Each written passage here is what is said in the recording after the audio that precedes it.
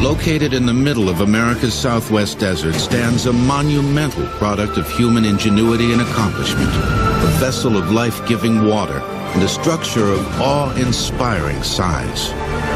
726 feet high, weighing 6.6 million tons, and creating a lake 150 miles long, Hoover Dam is impressive and controversial.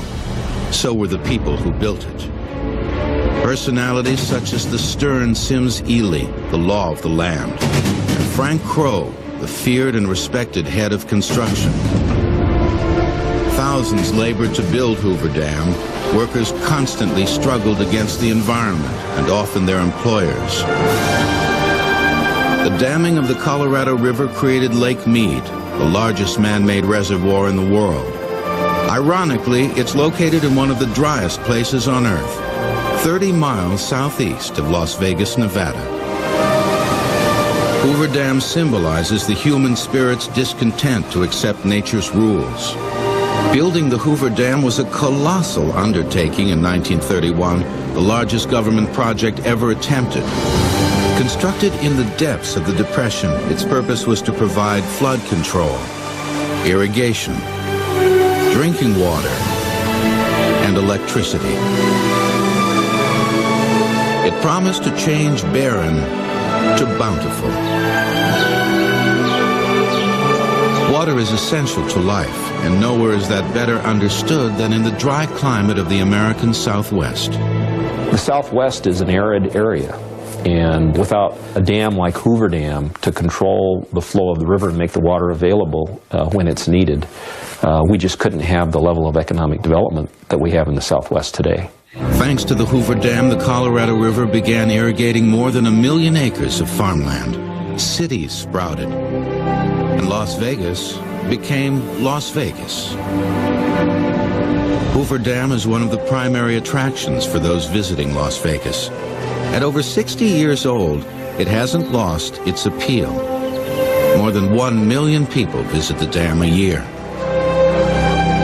Overwhelming in its scope and size, it draws visitors from around the world. The dam's enormity is matched only by its dramatic history. The Hoover Dam was the first major attempt to tame the mighty Colorado River, the same river that carved the Grand Canyon. The 1,400-mile river drains water from 7 states: Wyoming, Nevada, Utah, Colorado, California, Arizona, and New Mexico, and delivers its precious payload to the Gulf of California. Snow melting in the Rocky Mountains sends a torrent of water down the Colorado every spring, but then dries to a trickle by summer. The early settlers who were trying to build an economy, build lives at the bottom end of this river, they planted their crops and built their fields and built homes and businesses. In the spring times, those would be subject to inundation or destruction because of the floods coming down the river. And by the end of the summer, when the farmers really needed that water to get their crops to maturity, they couldn't get to the water. They needed a way to regulate the flow of the river, holding back the devastating floodwater in spring and delivering the life-giving water in the dry summer. Man's attempts to harness the power of the Colorado River date back a century.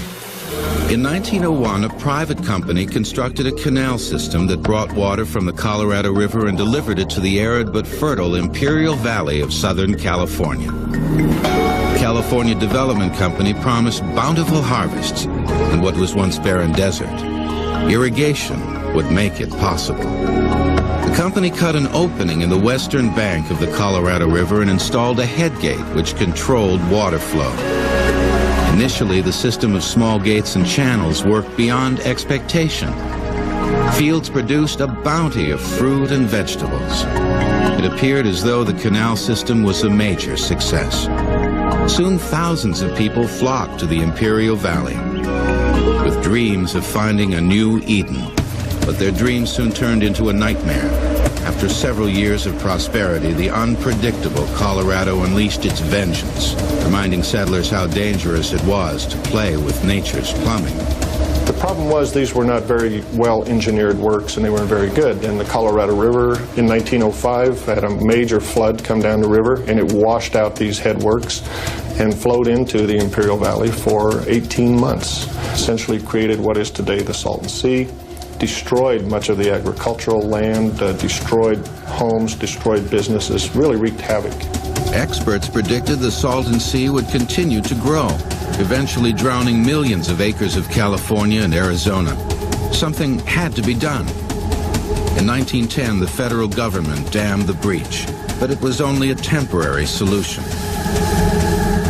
What was needed was a dam, a giant dam. The U.S. Bureau of Reclamation initiated a study to determine feasibility. In 1922, Arthur Powell Davis, director of the Bureau of Reclamation, recommended a series of reservoirs to control the entire river. Known as the Fall Davis Report, the centerpiece of the plan was a colossal dam to be built in Boulder Canyon between Nevada and Arizona.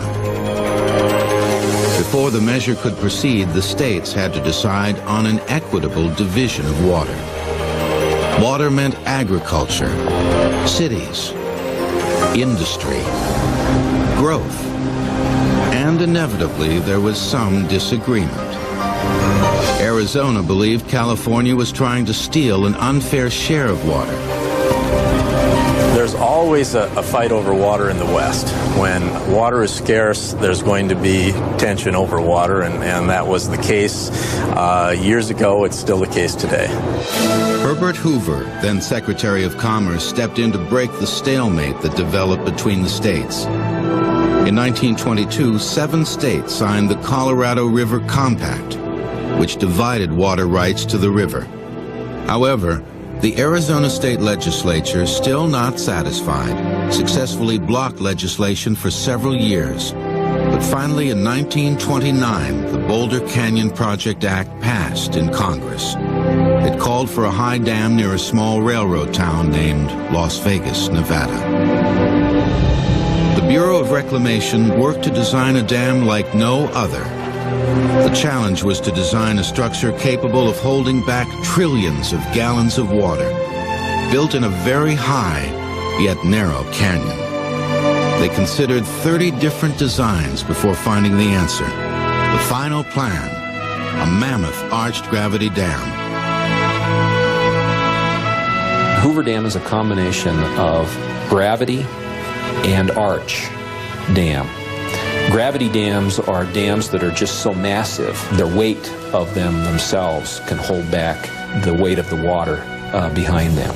And then arch dams traditionally are built in the shape of an arch. It's kind of like an eggshell. You know, an eggshell is very thin, but the egg itself is very strong. If you try to press in on the 2 ends of an egg, you'll find that you can't crush an egg. It's the strength of the arch. The Bureau of Reclamation's planned arched gravity dam would be a behemoth, as tall as a 70-story skyscraper, over 2 football fields thick at the base, and capable of storing trillions of gallons of water. It would not only be the largest dam in the world, it would easily be the single biggest construction project in the history of the United States. But the immense size of the proposed dam was not the only obstacle. The dam would be located in one of the most desolate areas in the world. There was nothing here. I mean, I sometimes question the audacity of the people who had the courage and the conviction to think they could build a dam out in the middle of a desert where nothing existed. There were no roads to the site. There was no power to the site. There was no labor force here.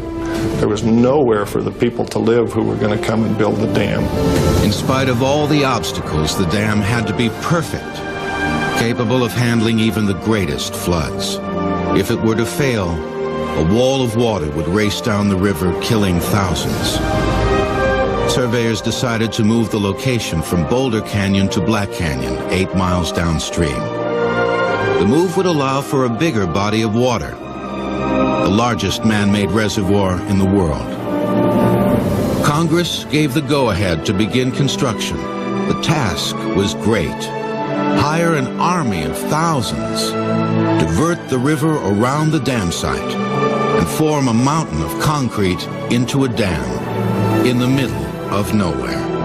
The question remained, could it be done?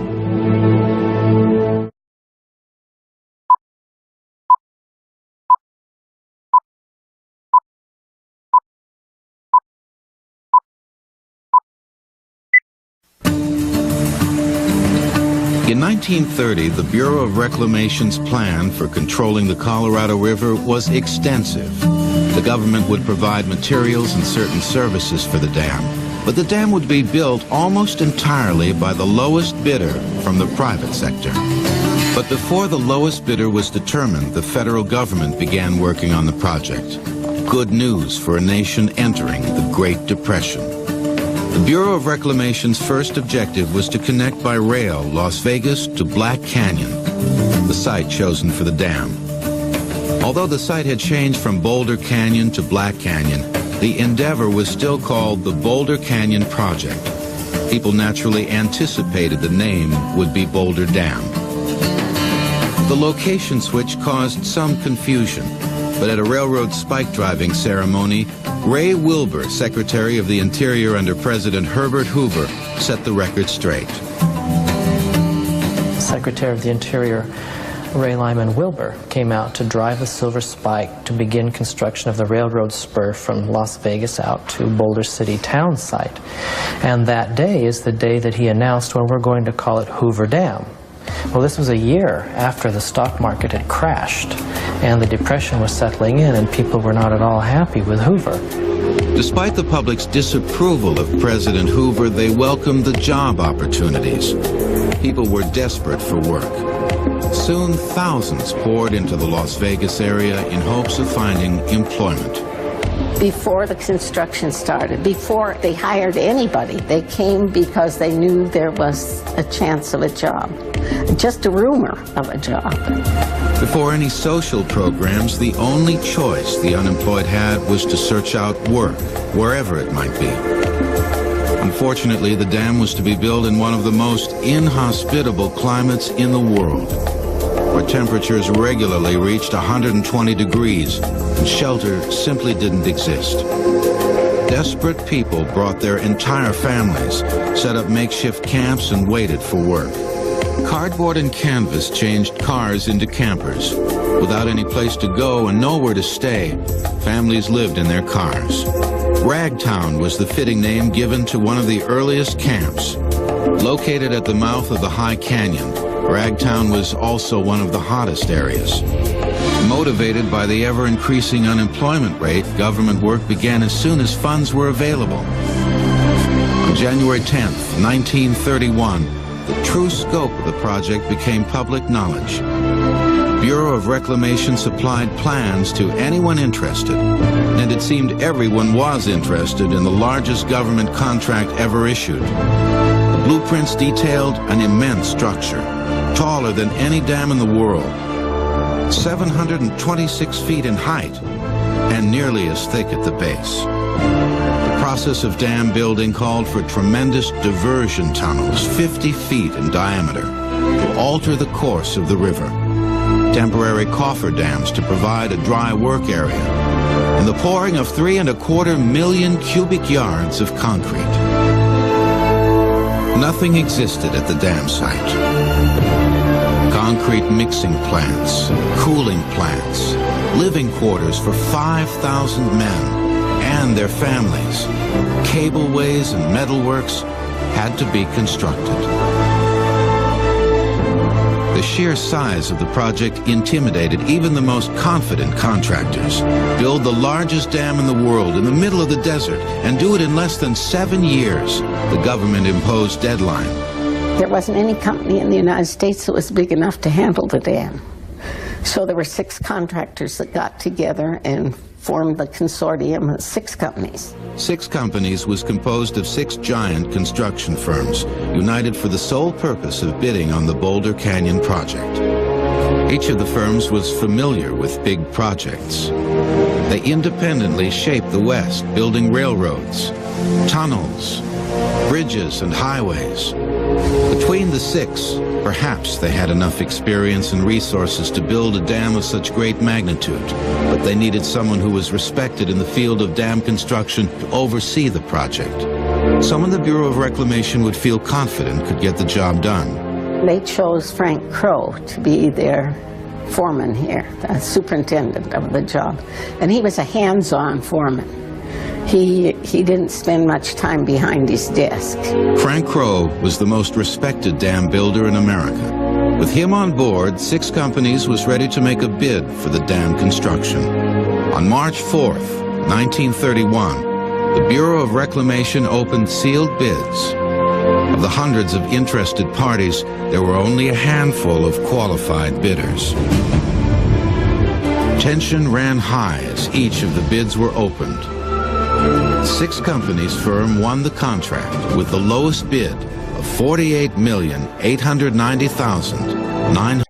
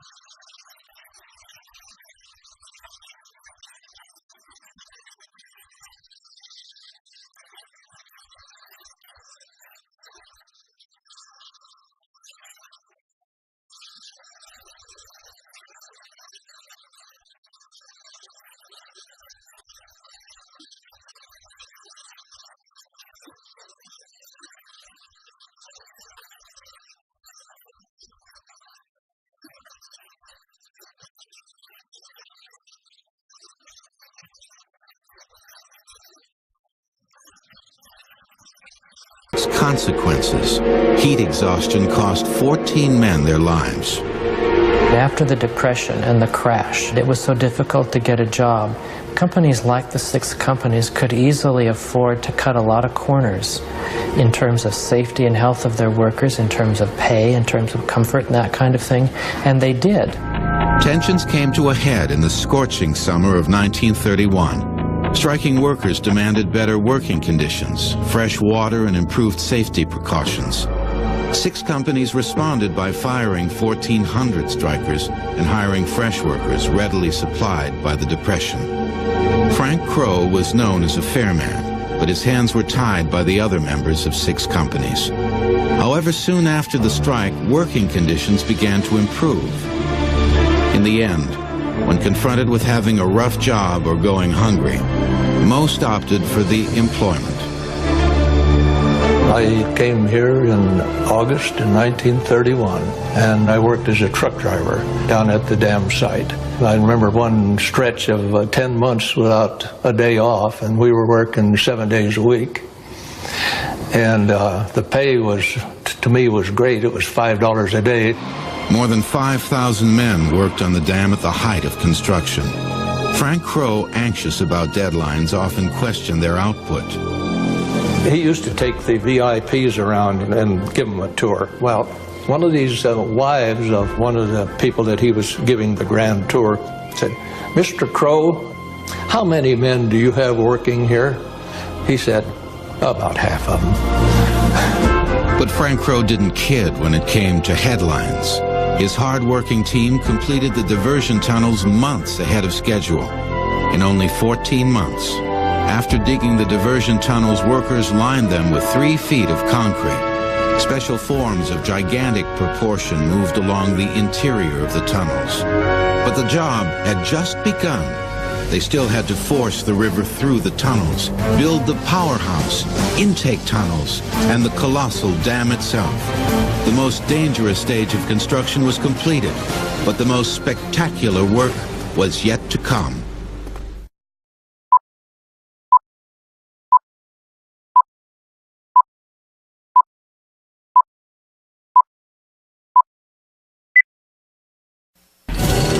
It wasn't machines that built Hoover Dam, it was men. People with different job titles. Powder monkeys, muckers, and high scalers. A labor force of thousands. Blasted, dug, hauled, poured, dumped, loaded, and cleared the site in preparation for the dam. As work on the diversion tunnels progressed down below, more breathtaking work took place high above. Canyon walls required smoothing and shaping for the abutting dam. Men blasted thousands of cubic yards of rock from the sheer canyon faces. In daring acrobatic displays, high scalers swung from ropes to accomplish the bold feat. That was a job that I imagine and just freak about it. And we're talking about a canyon that's 700 and some feet deep, from the top to solid rock at the bottom. They would hang on what they called bosun's chairs, just little wooden chairs. They would drill the holes that would later be blasted. Then they would go back down with their pikes and scale off all of that rock. And that was their job. When dam construction began, the government wanted the high scalers and all employees out of the squatter-style camps and into more suitable accommodations. 6 companies labored to provide housing for their workers as quickly as possible and built Boulder City, 7 miles from the worksite. Men framed as many as 3 houses a day, and stories abounded of people coming home from work and mistakenly entering the wrong home. They built everything that a city should have. It would have a movie theater. It would have entertainment. It would have schools for the children. It would have churches for people to go to. Boulder City was a normal city in all senses, except that it was a government reservation. The federal government had full authority in the town. The Secretary of the Interior, Ray Wilbur, appointed Sims Ely to manage the city of 7,000 residents. A man who commanded respect. Sims Ely acted as judge, mayor, and Chamber of Commerce. He decided who would be given business licenses and what type of business they could have. Unlike many others during the Depression, people in Boulder City had a little money to spend. By choosing which businesses were allowed in town, Sims Ely determined for his workers how to spend their money more responsibly. 6 companies paid their workers half in real money and half in script. The only place you could spend this script was in the 6-company store. As city manager, Sims Ely was also responsible for enforcing the law. There would be no alcohol or gambling within the city limits. Responsible for several thousand young men, Ely had a big chore on his hands. But federal marshals helped him with the seemingly impossible task. He was wonderful. He was mean. You just didn't do anything wrong there. He found out immediately. So wonder me I wasn't pulled up in front of him. With a 7-day-a-week work schedule, there wasn't much time for recreation. But the single, the energetic, and the organized made time. Alcohol and gambling weren't permitted in Boulder City, but just about everything was in Las Vegas. On payday, many men worked their shift, drove into Las Vegas, stayed out all night, then returned to their shift the next morning. If you wanted real fun, true fun, you went down the hill into Las Vegas, where you had gambling and you had prostitution and you had all the liquor you could drink. Only 30 miles away, Las Vegas offered an escape from the rigid rules of Boulder City. Boulder fueled the commerce and growth of Las Vegas. And like the international attraction it is today, Las Vegas accepted all varieties of currency. The workers would go down to Las Vegas onto Block 16, which is the red light district, and they would drink and they would gamble and they would get serviced in the houses of prostitution along Block 16, and they would pay for it with the scrip. Then the prostitutes would take the scrip they earned, come back up to Boulder City with it and go shopping. Being 30 miles from Las Vegas emphasized the fact that Boulder City was a haven. There was no crime in Boulder City, and to many it was a paradise, a sanctuary, free from the evils of the outside world. It was a model town. It was perfect. It was meant to be perfect. You couldn't have any kind of alcohol. You better not. They had a gate outside town, and if you got stopped there and had any alcohol, they arrested you on the spot. We didn't know anybody in poverty. If someone wasn't working, they weren't here. And so we didn't know what poverty was. Boulder City offered security, shelter, and a full belly. Stories about food were legendary. Food was good, and there was plenty of it. When others were starving, workers in Boulder City feasted on 3 square meals a day. The Anderson Brothers Mess Hall served as many as 1,300 men per seating. A staff of kitchen helps scurried around in a flurry of activity, preparing as many as 6,000 meals a day. Boulder City was more than a construction camp. It was a place where people could get a new start. When they came to the Boulder City that was brand new, then they had an opportunity to build a whole civic structure from scratch. But Boulder City wasn't for everyone. Typical of 1930s America, segregation was the rule. It was supposed to be a perfect town, but the segregation was tremendous too. They had one black crew that worked on the dam. There was about 14 or 15 members. They could not even live in Boulder City. 6 companies did the hiring. Less than 1% of dam employees were black. The few who did work on the dam were given the least desirable positions. The new Secretary of the Interior, Harold Ickes, hoped to alter the situation, but he didn't have authority to change 6 companies' hiring practices. He did, however, have authority in Boulder City. He announced in 1933 that the few black employees could live there. It was a minor victory for the black employees who found discrimination a way of life.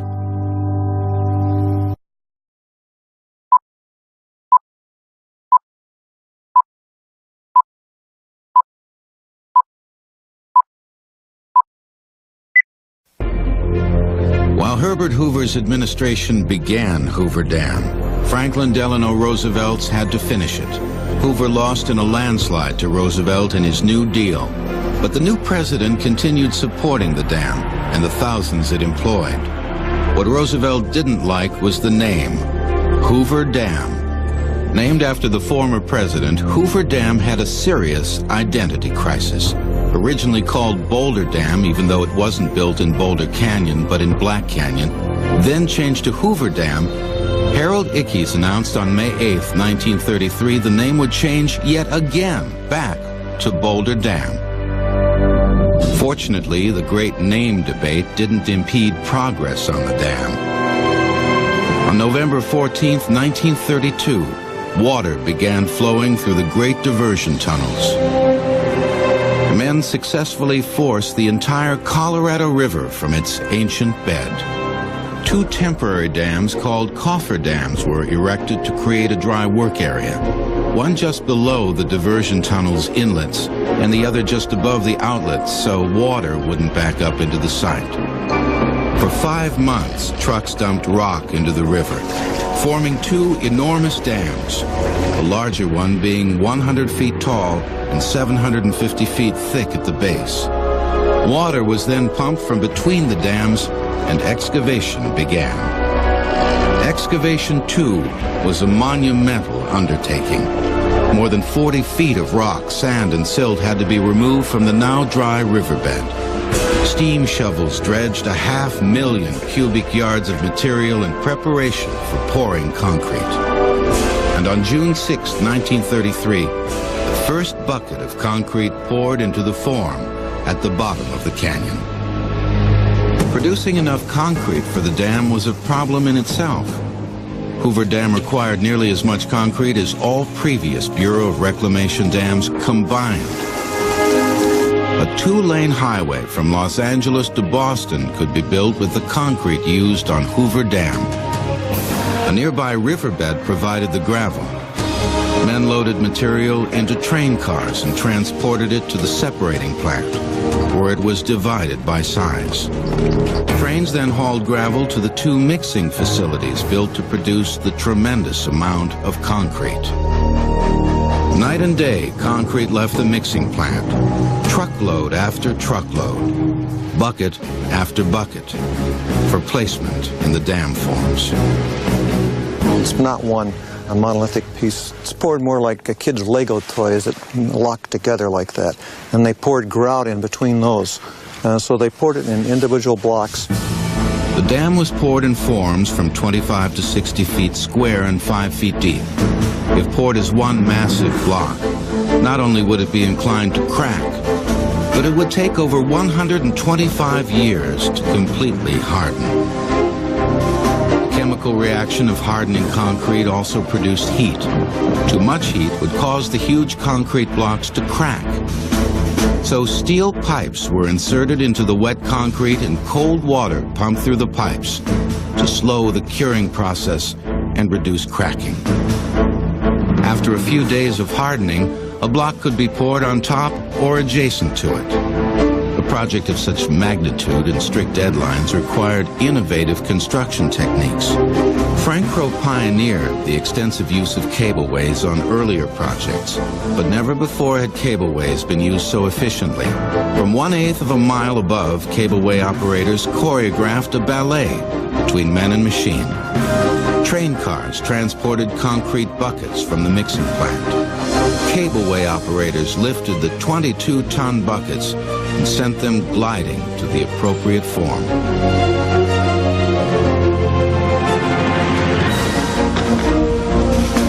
There, men released the safety locks and 16 tons of concrete poured into the form.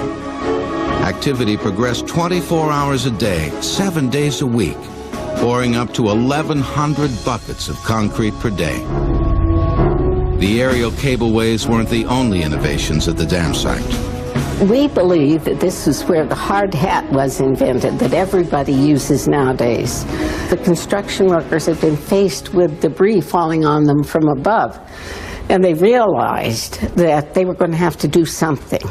And so what they did was they put 2 baseball caps together like this, with the bill going this way and with this way. And then they took and dipped it in tar and took it out and dipped it in tar and let it harden and dipped it in tar and let it harden. And these were all homemade hats. The company didn't have anything to do with this. But when several men wearing the homemade hats were saved from falling debris, 6 companies purchased thousands of hard-boiled hats for their employees. As the dam steadily grew in height, the splendor of its design was undeniable. When you think of the construction of that dam, most of us, we were working specifically at some particular job, and we really didn't have a picture of what was happening around here or what was going to happen. And to me, it was a fascinating time to begin with, to come down there every day and just see that dam gradually going up. Concrete pouring pushed the dam higher and higher. As it grew taller, so did the tales surrounding the project. Despite rumors, no one is buried in the concrete. A decomposing body would threaten the integrity of the dam. Besides, an average pour only increased the depth in the form a few inches. While the concrete was being poured, there were several ancillary projects happening simultaneously. 4 water intake towers were built in front of the dam. Giant steel pipes called penstocks connected to the intake towers and would funnel water to the generators and through the dam. Penstocks provided the internal plumbing of the dam and were as large as 30 feet in diameter. Producing these massive pipes tested the resources of the day. They were too large to ship. Workers instead erected an entire fabrication facility at the dam. Giant presses rolled 2 3/4-inch steel plates into 11-foot pipe sections, weighing 80 tons each. 2 pieces combined to make one colossal section 22 feet long. Tractors moved the enormous sections to the canyon rim, where the largest cableway floated them to the base of the dam. Each section was joined to other sections forming over 1 mile of welded pipe. In front of the dam, engineers designed spillways to protect it in times of great flooding. Water would flow into the spillways instead of overflowing the dam. Only twice were the spillways used, once for testing and the other in 1983 during an exceptionally wet spring. That year, water flowed over the spillways at 52,000 cubic feet per second. Despite the record water flow, the spillways performed as designed more than a half-century earlier, and flooding downriver was minimized by the efficiency of the Colorado River system. With the spillways constructed, the dam was one step closer to completion and the fulfillment of its purpose. But there was a lot at risk. Filling the lake would be the only way to test the dam. At that point, structural failure would be catastrophic.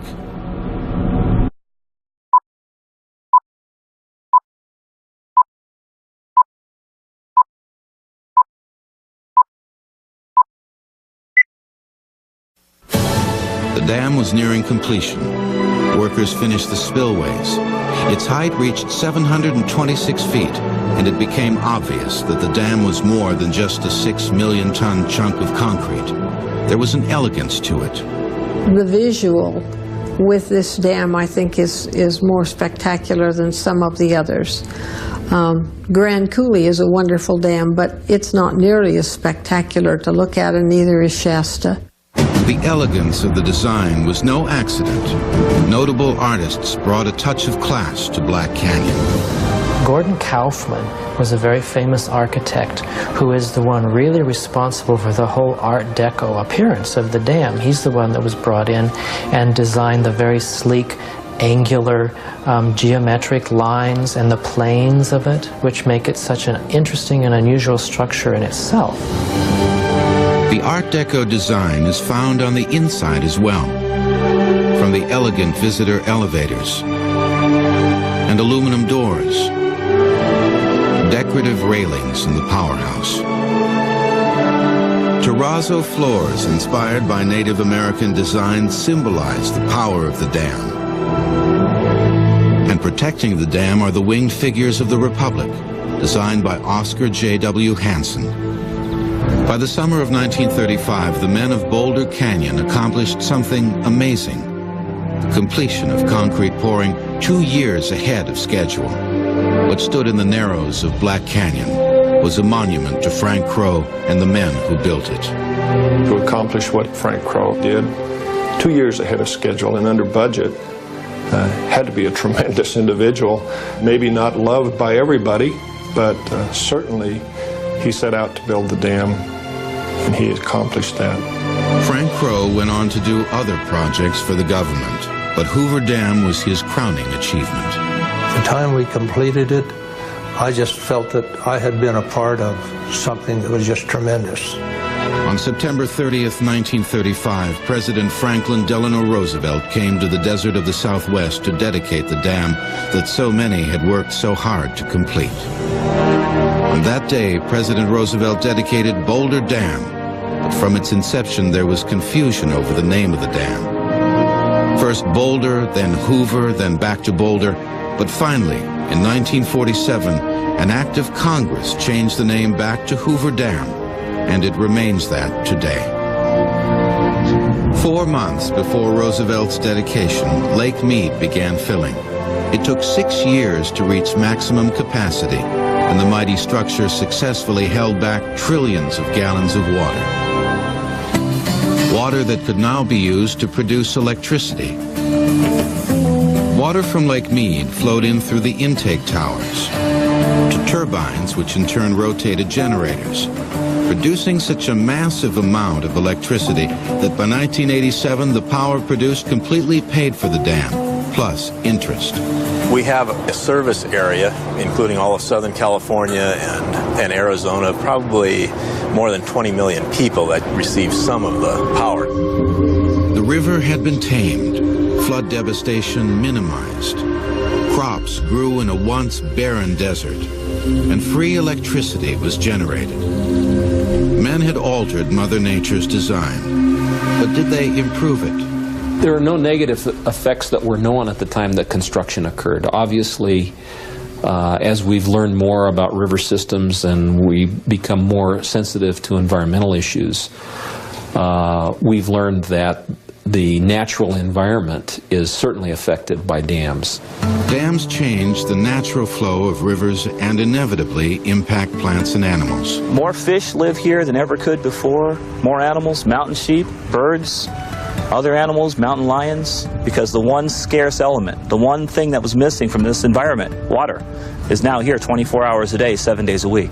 In spite of the abundance of wildlife, certain native species of plants and animals were negatively affected by damming the Colorado. Altering the natural habitat has led to the absence of many species within the Colorado River. Some native fish have found reproduction more difficult in the colder waters of Lake Mead.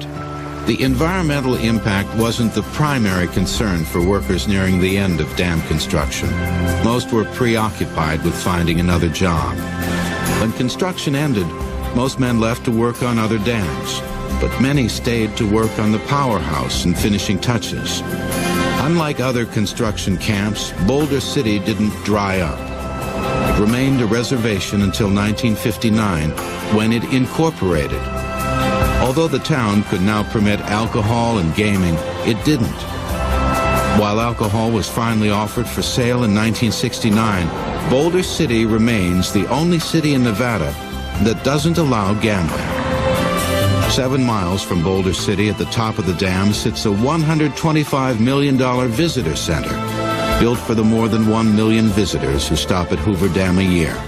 Constructed in 1995, architects tried to match the elegance of the dam. Money generated from site tours will pay for half of the visitor center's cost. For a few dollars, visitors get an intimate look behind the curtain of concrete. In addition to dam visitors, 8 million people a year enjoy the recreational benefits of Lake Mead.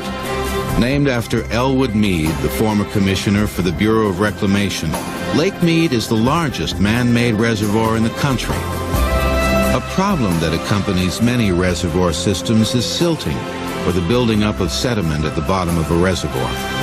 Flowing water carries sediment with it, and if enough sediment collects, it can fill a reservoir, rendering it useless. But with the help of large reservoirs like Lake Mead and 53 Bureau of Reclamation dams helping to trap sediment, silting is minimized on the Colorado River system. But the U.S. isn't the only benefactor of the Colorado's bounty.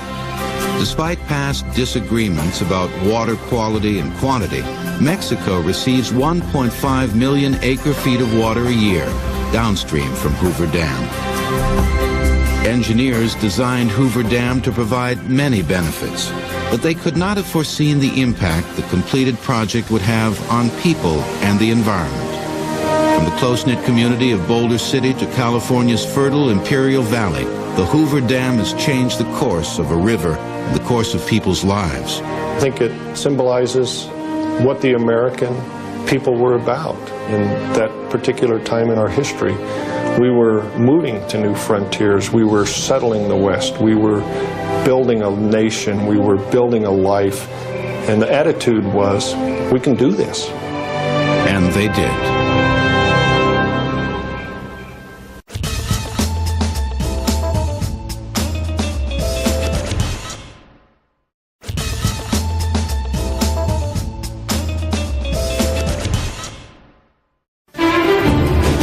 Located in the middle of America's Southwest desert stands a monumental product of human ingenuity and accomplishment, a vessel of life-giving water and a structure of awe-inspiring size. 726 feet high, weighing 6.6 million tons, and creating a lake 150 miles long Hoover Dam is impressive and controversial. So were the people who built it. Personalities such as the stern Sims Ely, the law of the land, and Frank Crowe, the feared and respected head of construction. Thousands labored to build Hoover Dam. Workers constantly struggled against the environment and often their employers. The damming of a dam like Hoover Dam to control the flow of the river and make the water available when it's needed. We just couldn't have the level of economic development that we have in the Southwest today. Thanks to the Hoover Dam, the Colorado River began irrigating more than 1 million acres of farmland. Cities sprouted, and Las Vegas became Las Vegas. Hoover Dam is one of the primary attractions for those visiting Las Vegas. At over 60 years old, it hasn't lost its appeal. More than 1 million people visit the dam a year. Overwhelming in its scope and size, it draws visitors from around the world. The dam's enormity is matched only by its dramatic history. The Hoover Dam was the first major attempt to tame the mighty Colorado River, the same river that carved the Grand Canyon. The 1,400-mile river drains water from 7 states: Wyoming, Nevada, Utah, Colorado, California, Arizona, and New Mexico, and delivers its precious payload to the Gulf of California. Snow melting in the Rocky Mountains sends a torrent of water down the Colorado every spring, but then dries to a trickle by summer. The early settlers who were trying to build an economy, build lives at the bottom end of this river, they planted their crops and built their fields and built homes and businesses. In the spring times, those would be subject to inundation or destruction because of the floods coming down the river. And by the end of the summer, when the farmers really needed that water to get their crops to maturity, they couldn't get to the water. They needed a way to regulate the flow of the river, holding back the devastating floodwater in spring and delivering the life-giving water in the dry summer. Colorado River created Lake Mead, the largest man-made reservoir in the world. Ironically, it's located in one of the driest places on Earth, 30 miles southeast of Las Vegas, Nevada. Hoover Dam symbolizes the human spirit's discontent to accept nature's rules. Building the Hoover Dam was a colossal undertaking in 1931, the largest government project ever attempted. Constructed in the depths of the Depression, its purpose was to provide flood control, irrigation, drinking water, and electricity. It promised to change barren to bountiful. Water is essential to life, and nowhere is that better understood than in the dry climate of the American Southwest. The Southwest is an arid area, and without man's attempts to harness the power of the Colorado River date back a century. In 1901, a private company constructed a canal system that brought water from the Colorado River and delivered it to the arid but fertile Imperial Valley of Southern California. California Development Company promised bountiful harvests in what was once barren desert. Irrigation would make it possible. The company cut an opening in the western bank of the Colorado River and installed a headgate which controlled water flow. Initially, the system of small gates and channels worked beyond expectation. Fields produced a bounty of fruit and vegetables. It appeared as though the canal system was a major success. Soon thousands of people flocked to the Imperial Valley with dreams of finding a new Eden. But their dreams soon turned into a nightmare. After several years,